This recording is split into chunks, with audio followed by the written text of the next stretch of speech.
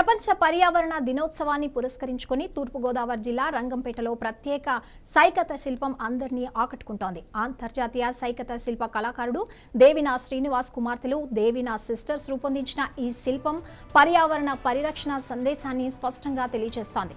ప్రస్తుత కాలుష్య పరిస్థితుల్లో మొక్కల అవసరాన్ని గుర్తు చేస్తూ ఇద్దరు చిన్నారులు మొక్క నాటుతున్న దృశ్యాన్ని, అలాగే ప్లాస్టిక్ వినియోగాన్ని తగ్గించాలనే సందేశాన్ని ఈ సైకత శిల్పం ద్వారా చూపించారు. సుమారు 12 గంటల శ్రమతో 3 యూనిట్ల ఇసుకను ఉపయోగించి రూపొందించిన ఈ కళాఖండం స్థానికులను, సందర్శకులను విశేషంగా ఆకట్టుకుంటుంది. నా పేరు దేవిన ధన్యత, మా అక్క పేరు సోహిత. మాది తూర్పుగోదావరి జిల్లా రంగంపేట. మేము వివిధ జాతీయ, అంతర్జాతీయ దినోత్సవాలకు ఆయా అంశాలపై ప్రజలను చైతన్యవంతం చేయడానికి మా వంతు కృషిగా సైకత శిల్పాలను చేస్తూ ఉంటాము. దానిలో భాగంగానే జూన్ 5వ తారీఖున ప్రపంచ పర్యావరణ దినోత్సవాన్ని పురస్కరించుకుని మేము ఈ సైకత శిల్పాన్ని రూపొందించాము.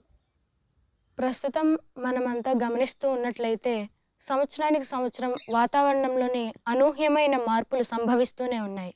దీనంతటికీ కారణం కాలుష్యం. కాలుష్యానికి కారణం మనమే. అందువల్ల ప్రతి ఒక్కరం కూడా మొక్కలను నాటాలని సందేశంతో ఇద్దరు పిల్లలు మొక్కలు నాటుతున్నట్టుగా, అలాగే ప్లాస్టిక్ వాడకం కూడా నేడు ప్రపంచంలో చాలా వ్యాధులకు అది దారితీస్తుంది.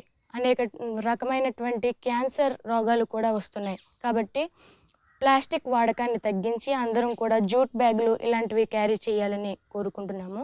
అలాగే అనునిత్యం మనం గమనిస్తూ ఉన్నట్లయితే ఎక్కడో చోట యుద్ధాలు జరుగుతూనే ఉన్నాయి. అటువంటి యుద్ధాలను కూడా ఆపాలని కోరుకుంటూ stop wars, reduce global warming